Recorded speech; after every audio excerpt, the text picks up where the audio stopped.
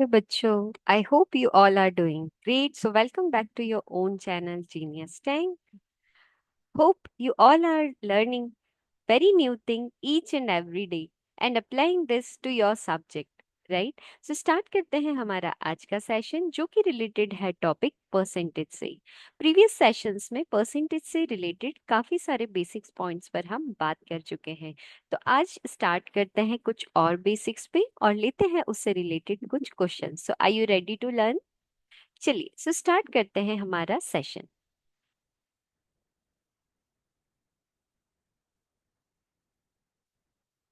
So students, हमने हमारे previous videos में फ्रैक्शन टॉपिक के बारे में भी बात की है, राइट? और हमने ऑब्जर्व किया कि परसेंट को पढ़ते टाइम भी हमें फ्रैक्शन से रिलेटेड काफी सारी चीजें देखने के लिए मिली। सो यहाँ देखते हैं कि if you get a question in the fraction, for example आपको फ्रैक्शन में दिया गया है and you have to convert that into percentage. तो इस सिचुएशन में आपको क्या करना होगा? You have to multiply the number by 100। For example आपको दिया गया है 2/5 in the fraction and you have to convert this into percentage. तो आप क्या करेंगे? 100 से मल्टीप्लाई करेंगे। सो 5 2 जार इज 10 एंड 20। सो आपका आंसर क्या आया? 40%। इजी है। So when ever you will get the fraction and you have to convert into the percent, you just have to multiply it by 100. Okay, now just opposite, if you get the values in percentage और convert करना है आपको fraction में, so आप यहाँ पर क्या करेंगे? मल्टीप्लाई बाय 1/100 मीन्स आप 100 से डिवाइड करेंगे उस वैल्यू को। इजी है बच्चों। जैसे आपको दिया 25 percentage, right? Now you have to convert this 25% into fraction. So what you will do? 25 divided by 100 and you will get your answer in the fraction, that is 1/4. Easy है, right? So this is very important point. आप इसे note करके रखिए कि fraction to percent में क्या करना है and percent to fraction conversion में क्या करना है, right? चलिए, सो इस पॉइंट से हमें क्या पता पड़ा जानते हैं हम कुछ एग्जाम्पल्स की हेल्प से कि क्यों ये बहुत ज्यादा हेल्पफुल और इम्पोर्टेंट है। For example you will gate 3 in what percent of 5? 3 is what percent of 5? यहाँ एक और बहुत जरूरी बात करेंगे कि अब हमारे क्वेश्चन है 3 इज व्हाट परसेंट ऑफ 5। सो हमें फ्रैक्शन में जब वैल्यू लिखनी होगी तो हम किस वैल्यू को उसके डिनोमिनेटर में लिखेंगे? This is very important. So बच्चों, जहां भी हम फ्रैक्शन की बात करते हैं तो हमने फ्रैक्शन में पढ़ा हुआ है कि फ्रैक्शन जो है वो दो चीजों से मिलकर बना होता है। First is numerator and that is second is denominator, right?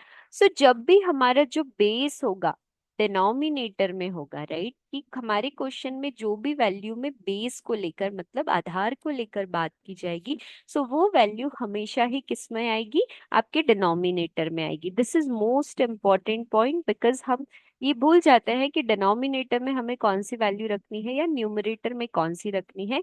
So always remember कि क्वेश्चन में जिस वैल्यू को बेस लिया जा रहा है वही वैल्यू आपके डिनोमिनेटर में आने वाली है। चलिए अब देखते हैं इस एग्जाम्पल की हेल्प से कि कैसे आपको ये हेल्प करेगा। Okay, so what is the question? 3 is what percent of 5? सो किसके रिस्पेक्ट में बात हो रही है? 5 के रिस्पेक्ट में। So what is your base here? The base is 5 here, right? So यहाँ आपके डिनोमिनेटर की वैल्यू तो आपको क्या मिल गई? 5 मिल गई। अब क्या बोल रहा है? 3 is what percent of 5? So base 5 आ गया तो बची वैल्यू जो है वो क्या है? 3 है, जो किस में चले जाएगी? न्यूमरेटर में। एंड क्वेश्चन किस में पूछ रहा है आपसे? परसेंटेज में। So your value is in the fraction, so what we have to do? we have to multiply it by 100, right? So we will get the answer 5 2s are is 10 and 0, 3 2s are 6. So question का answer क्या मिला? That 3 is 60% of 5. Easy है। चलिए एक और question लेते हैं and understand करते हैं इस कॉन्सेप्ट को। For example I am taking 5 is what percent of 2? चलिए सो बच्चों यहाँ पर आपको चेंजेस दिख रहा है, हम 5 की बात कर रहे हैं बट किसके रिस्पेक्ट में कर रहे हैं, 2 के। सो हाँ, यहाँ पर हमारा जो बेस होगा, what is the base here, 2, right. And जो रिमेनिंग वैल्यू है वो कहाँ जाएगी, न्यूमरेटर में। Now the question is asking in the percent, so that's why we will multiply it by 100, right. Cancel out कर दीजिए, 2 5 is 10, right, and 0 will be as it is 25, so 250%, okay. 250 आपको यहाँ पर वैल्यू मिलेगी। Easy है। चलिए now एक और क्वेश्चन देखते हैं। One more question here I am taking that 3 is what percent less than 5? चलिए, so again what is the base here, less than 5, so your base is 5 here. Now हमें word मिल रहा है less, so किससे less, so base से less. What is less, 3 is less, okay. So हमारा value क्या आएगी, we will get the value here which is difference, because less की बात कर रहा है, सो 3 और 5 के बीच में जो डिफरेंस होगा, that value you will write in the numerator, and percent में आपका आंसर चाहिए, so we will multiply it by 100, okay. So you will get this value and the answer is 40%। Easy है बच्चों। चलिए नाउ हमने यहाँ बात कर ली लेस की, तो मोर की भी बात कर लेते हैं। For example I will get the question, okay. We will write 2 is what percent more than 5, okay. हमने ऐसा क्वेश्चन लिया, राइट। चलिए, सो बेस अगेन आपका क्या है, 5 है, because question is talking respect to 5। Now more की बात कर रहा है, सो मोर मीन्स आपको यहाँ ये नहीं करना है कि आप दोनों वैल्यूज को ऐड कर देंगे। एक्चुअल बात क्या हो रही है, 5 के रिस्पेक्ट में, सो कितना ज्यादा है 5 से, राइट। 2 जो है, 5 जो है वैल्यू, वो 2 से कितनी ज्यादा है। तो अगेन आपको क्या निकालने की जरूरत है, difference. If I will tell you I have 5 chocolates and you have 3, so how many more chocolates I have, so what you exactly do, you will take a difference 5 और 3 के बीच में। So same thing you have to apply here, you will take a difference between 5 and 2, and the percent sign is there, that's why we will multiply it by 100, so 3 by 5 into 100, right? So 3 into 20 you have to do, and we will get the answer which is 60%. So more या less आएगा, दोनों ही situation में we have to take the difference. Easy है। चलिए, so इस base की help से आपको डिफरेंट क्वेश्चंस पता पड़ गए कि इस काइंड के क्वेश्चन आएंगे फ्रैक्शंस में, and what you have to consider the base and how you have to solve that, okay. चलिए अब लेते हैं कुछ और क्वेश्चन और जानते हैं क्वेश्चंस के बारे में। So for example, here I am writing a question that a person has a money. Okay, a person has some money, 2500 rupees. Okay, and he is what he is doing, distributing this money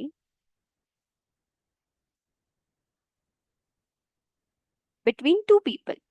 Okay, C and D. So we have to find the share of A. What is the share of C? Is what percent of D? Okay, and C and D में जो money distribute हो रहा है, that is in the ratio of 2:3। So students, you have already studied about the ratio, right, and right now we are studying about the percentage. So कुछ बच्चे होंगे वो ये सोचेंगे कि C और D में डिस्ट्रीब्यूट कर रहे हैं, ma'am taught us that ratio given है, वैल्यू गिवन है, सो क्या करे, टोटल अमाउंट भी है। So some student will do 2 and 3, they will add it, 2500 divided by 5, then amount आप डिस्ट्रीब्यूट कर देंगे रेशियो के फॉर्म में, and then you will get the value, right. Good, ये भी एक तरीका है, लेकिन आपको हमेशा एक बात को ध्यान रखना है कि परसेंटेज में एक्चुअल वैल्यू हमेशा नहीं चाहिए होती है। Very easily you can do here, 2:3 के रेशियो में बात हो रही है, right, and with respect to किसकी बात हो रही है, डी की बात हो रही है, correct. So what we have to do, we will write this value like this way, 2/3, correct. किसके बिहाफ में? 100, क्योंकि परसेंट चाहिए, and you will directly get the 66.66%। सिर्फ इतना आपको सॉल्व करने की जरूरत है, इसके अलावा कुछ भी नहीं, because answer they are asking in the percent. Values के बारे में हमसे बात नहीं की है, so that's why we will directly go with the percentage fraction की हेल्प से। ओके, रेशो को हमने फ्रैक्शन में कन्वर्ट कर दिया and directly we got the percentage. कोई डाउट बच्चों यहाँ पर? तो देखिए, बहुत इजी वे में आप अपने क्वेश्चन को सॉल्व कर पा रहे हैं। चलिए एक और क्वेश्चन देखते हैं। For example I am taking a question. यदि इस तरह का क्वेश्चन आए तो आप उसे किस किस तरीके से सॉल्व करेंगे? This is very important question which we observe in the examination. So if the length of a rectangle, okay, increased by 25% and decreased by 20%. Now what they are decreasing? Length increasing and breadth decreasing, okay, by 20%. So we have to find the changes in the percentage. Find the changes in the area in percent. Okay, इस तरह के questions हमें exams में देखने के लिए मिलते हैं। So what exactly question is saying कि एक रेक्टेंगल है that length and breadth, gradually the length is increasing by 25% and breadth is decreasing by 20%। So we have to find the changes in the area in the percentage. So already हम base पर बात कर चुके हैं बच्चों, और इस question को देखकर आपको सॉल्यूशन भी समझ में आ रहा होगा कि हम किस तरह से इस क्वेश्चन के सॉल्यूशंस कर सकते हैं। चलिए, सो कोई वैल्यू नहीं दी हुई है तो हम वैल्यू कंसीडर भी कर लेते हैं, कर सकते हैं। ओके, तो चलिए हम कंसीडर कर लेते हैं कि एक वैल्यू ओल्ड है एंड एक वैल्यू क्या है? न्यू। सो हमने कंसीडर कर लिया कि लेंथ कितनी है बच्चों? 100 लेंथ है। ओके, एंड 100 का 25 करेंगे हम तो 25 आंसर आएगा। सो वैल्यू क्या हो जाएगी? ओल्ड वैल्यू थी 100, तो न्यू वैल्यू क्या हो गई इसकी? 125 हो गई। ओके, एंड ब्रेड्थ जो थी वो भी क्या थी? ओल्ड 100, सो डिक्रीज करी 20%। सो 100 का 20% आप सॉल्व करेंगे तो वैल्यू क्या आएगी? 20 आएगी। सो 100 में से 20 को सब्सट्रैक्ट कर देंगे तो वैल्यू क्या आ जाएगी? 80 आ जाएगी, right. Now they are asking for the changes in the area. So area क्या होता है? Length into breadth. तो इन दोनों का आप कर दीजिए मल्टीप्लाई, वर्टिकल मल्टीप्लाई कर देंगे। सो आंसर क्या आ जाएगा? 10,000, right. And 125 into 80, when you will multiply, you will get the answer 10,000. Means old value और new value में कोई भी changes आपको दिखने को नहीं मिल रहा है। They both are equal. It means जब आपने increase और decrease किया तो हमें 0% का change मिला, किसी तरह का कोई change नहीं हुआ। Easy है। ओके, सो ये तो था हमारा एक वे इस क्वेश्चन को सॉल्व करने का। नाउ हम इसको सॉल्व करते हैं फ्रैक्शन की हेल्प से। ओके, चलिए। सो 25% जो है वो फ्रैक्शन में कितना होता है बच्चों? 25/100, 1/4, करेक्ट। नाउ लेंथ में इंक्रीज हो रहा है, old and new, so increase हो रहा है, सो 1/4 हो जाएगा। चेंज किस में? 5/4 में, करेक्ट। सो ओल्ड वैल्यू है 4 एंड न्यू वैल्यू क्या हो गई? 5। नाउ ब्रेड्थ की बात कर रहा है 20%, सो 20%/100, सो 2 5 इज 10 मीन्स 1/5। अब डिक्रीज की बात हो रही है, so your fraction will be 4/5, right. So 5 जो है आपका ओल्ड फ्रैक्शन है वैल्यू, एंड न्यू जो है that is 4। Now it's talking about the area, so length and breadth का कर देंगे multiply, so 4 5 is 20 and 4 5 is 20। see, again they both are same, it means आपका यहाँ कोई चेंज नहीं हो रहा है, 0% चेंज आपको देखने के लिए मिल रहा है, करेक्ट। चलिए, सो ये दो वे है हमारे इस क्वेश्चन को सॉल्व करने के लिए। Now one more thing, we have a formula to solve this kind of question, जिसमें हमें इंक्रीज या डिक्रीज इस तरह के वर्ड्स देखने को मिलते हैं। इफेक्टिव चेंजेस यदि हमसे पूछा गया है इंक्रीज और डिक्रीज होने पर क्या चेंज आने वाला है, तो एक फॉर्मूला हम लोग यूज करते हैं बच्चों। That formula is A plus B plus A into B divided by 100। Now symbol आपको यहाँ पर दिए गए हैं किसके? प्लस के। हमें एक बात बहुत इंपॉर्टेंट ध्यान रखना है कि जब भी इंक्रीज वर्ड आएगा सो आपकी वैल्यू पॉजिटिव रहेगी, एंड डिक्रीज वर्ड आएगा सो आपकी वैल्यू के सामने आ जाएगा साइन माइनस का। ओके, तो चलिए इस सेम क्वेश्चन को हम इससे सॉल्व करके देखते हैं। क्या कहा गया, 25% से इंक्रीज तो 25 will be as it is, 20% से डिक्रीज तो हम माइनस साइन रखेंगे, एंड 25 इंटू माइनस का जो 20 है हम उससे मल्टीप्लाई कर देंगे, राइट। डिवाइडेड बाय क्या है बच्चों यहाँ पर 100, सो 25 में से 20 गया, ये बचा 5, एंड माइनस साइन 25/20 और ये 100। चलिए 2 5 jar 10, 5 5 jar 25, so 5 minus 5 you got 0। देखिए कोई भी चेंज हमारा नहीं हुआ। सो इजी है, इस वे में आप क्वेश्चन सॉल्व कर सकते हैं। चलिए सो इसी फॉर्मूला बेस्ड हम एक क्वेश्चन सॉल्व करते हैं और देखते हैं कि वो कितना एप्लीकेबल है। सो यहाँ तक किसी भी स्टूडेंट को आई होप कोई डाउट नहीं होगा। काफी इंपॉर्टेंट बेसिक पॉइंट पर हमने बात की है और इसी से रिलेटेड कुछ क्वेश्चंस को भी हमने सॉल्व किया है। चलिए लेते हैं एक और क्वेश्चन। सो हमारा एक क्वेश्चन है कि if side of a square is increased by 30%. So find the change in area.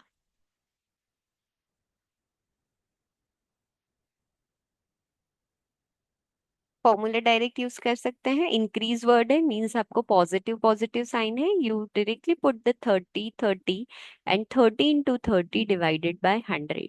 Easy है, जीरो से जीरो कैंसिल हो गया है, 30 plus 30 you will gate 60 and 3 3 jar is 9। 69% का जो आपका चेंज है आपको वो देखने के लिए मिल रहा है। इजी है, so देखिए with the help of formula you are able to get the answer directly correct. चलिए सो स्टूडेंट्स आज के इस सेशन में हमने increase decrease fraction and percentage के बीच में जो रिलेशन होता है और क्वेश्चंस होते हैं उस पर हमने बात करी, राइट। हम बेसिक्स पॉइंट्स पर बात कर चुके हैं। Now we will take different questions and we will apply that basics on that, और हम देखेंगे कि कितने आसानी से आप अपने क्वेश्चंस को सॉल्व कर सकते हैं। सो आज के सेशन में जितने भी बेसिक्स आपने जाने उससे रिलेटेड आप क्वेश्चंस लीजिए, उसे सॉल्व कीजिए और अप्लाई कीजिए इस अप्रोच को, और देखिए आप कितना इजी वे में अपने क्वेश्चंस को सॉल्व कर सकते हैं। शेयर कीजिए हमारे इस वीडियो को अपने दोस्त एंड फैमिली मेंबर्स के साथ ताकि वो भी इसे देखकर अपने टॉपिक को स्ट्रॉन्ग कर सके और अपने सब्जेक्ट में इंटरेस्ट को डेवलप कर सके। Thank you so much everyone for watching our session. हमारे इस चैनल को लाइक करें, शेयर करें एंड सब्सक्राइब करें। मिलते हैं हमारे नेक्स्ट सेशन में कुछ नए क्वेश्चंस के साथ और सीखते हैं कुछ नया। Thank you so much everyone.